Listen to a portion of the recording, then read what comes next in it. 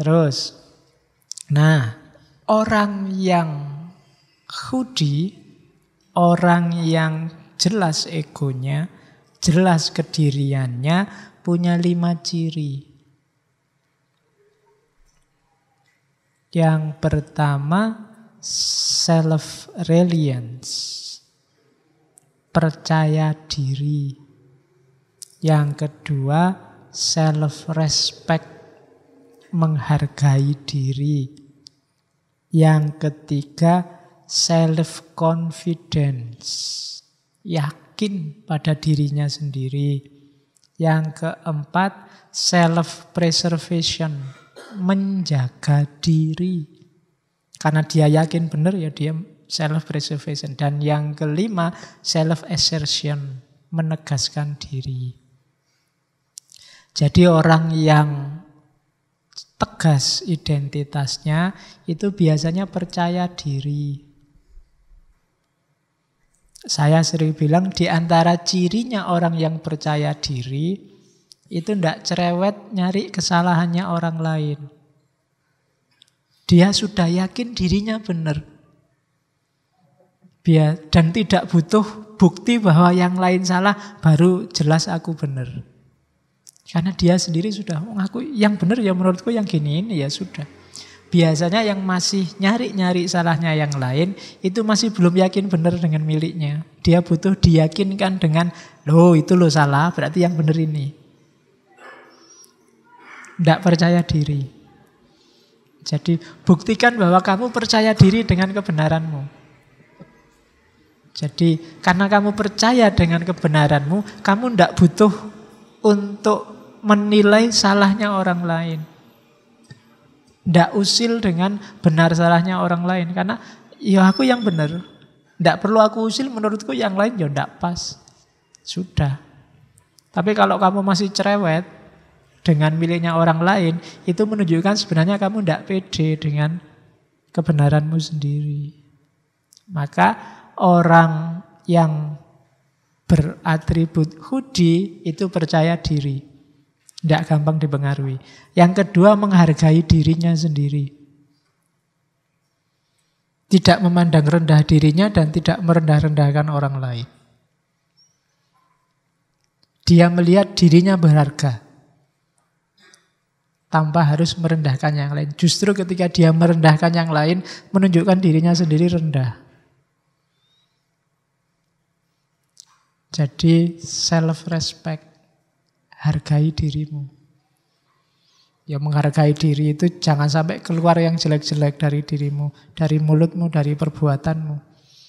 Bahkan dari hatimu. Itu menghargai diri. Kalau menghargai diri aja tidak bisa, ya menghargai orang lain susah. Itu cirinya orang yang ego. Yang ketiga yakin. Ini lebih mantap dari percaya. Confidence. Biasanya kalau bahasa Indonesia ini dilawankan dengan minder. Dalam banyak hal mungkin kalian bisa, tapi tidak ada gunanya kebisaanmu itu karena kamu tidak punya self-confidence. Tidak yakin dengan dirimu sendiri. Apa iya Pak saya bisa? Nah, itu pertanyaan paling berbahaya. Karena dengan itu menunjukkan kamu tidak yakin dengan kemampuanmu sendiri. Mending kamu yakin terus gagal daripada kamu nggak gerak-gerak karena selalu tanya apa iya saya bisa. Mending kamu nulis saja dan hasilnya jelek daripada kamu mikir apa bisa Pak saya nulis yang bagus ya? Apa bisa saya? Ya wis, nggak jadi-jadi, nggak jalan-jalan. Self confident, percayalah dirimu bisa. Kalau nggak bisa, akan kelihatan kelemahanmu di mana dan diperbaiki. Tapi kalau kamu nggak ngapa-ngapain, ya sudah. Kayak kamu nulis tesis, apa skripsi, apa disertasi. Itu kalau kamu kesuwen mikirnya, ini bisa nggak ya aku bahas tema ini ya? Jangan-jangan nanti bukunya susah. Jangan-jangan nanti ya nggak jalan-jalan. Maju aja. Nanti kalau ada salahnya di mana kan ada yang baca, kan ada yang bimbing, kan ada yang nguji meluruskan. Nah nanti kalau nggak ketahuan Pak, jeleknya di mana? Alhamdulillah. Ya, bisa lulusnya lebih cepat. Jadi yakinlah pada dirimu. Itu menunjukkan egomu mantap. Yang keempat, self-preservation. Karena kamu yakin dirimu bisa, maka ya kamu menjaga dirimu. Tidak menyia-nyiakan bakatmu. Tidak membuang-buang kemampuanmu. Tidak menghabis-habiskan energimu untuk yang tidak penting. Itu namanya self-preservation. Yang kelima, self-assertion. Self-assertion itu menegaskan dirinya terus-menerus. Aku bisa. Aku mampu. Aku ini muslim yang baik kok. Aku ini mahasiswa yang rajin kok. Aku ini itu menegaskan diri terus-menerus. Cirinya itu. Kalau kita tidak punya 5 ini, kita tidak akan jadi sesuatu. Kalau ada yang ingin jadi artis, ya harus yakin bahwa kamu bisa jadi artis. Meskipun figuran, bagian dipukuli, bagian ditendangi, tapi bisa. Jangan khawatir. Kalau ada yang ingin jadi ustadz, kamu bisa jadi ustadz. Meskipun mungkin di awalnya masih grogi, keliru-keliru, tidak apa-apa. Lama-lama lanyah, lama-lama lancar.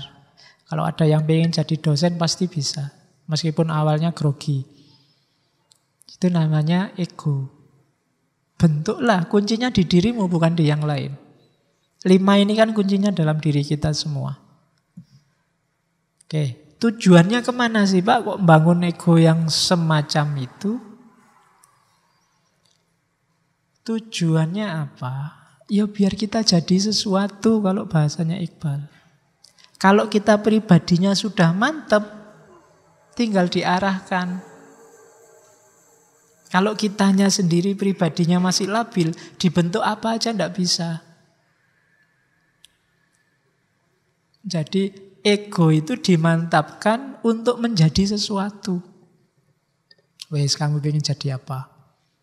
Kalau egomu kuat, pasti bisa. Tapi kalau kamu labil, ya susah menggapai targetmu, menggapai cita-citamu. Jadi tujuannya ego, kata Iqbal, bukan to see something, tapi to be something. Menjadi sesuatu. Bukan untuk memahami sesuatu, apa untuk melihat sesuatu.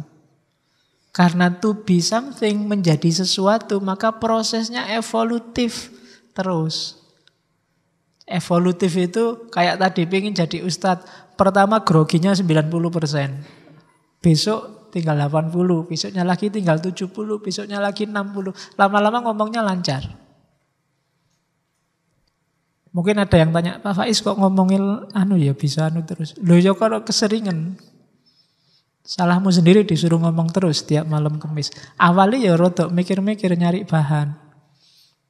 Lama-lama lancar. Kenapa?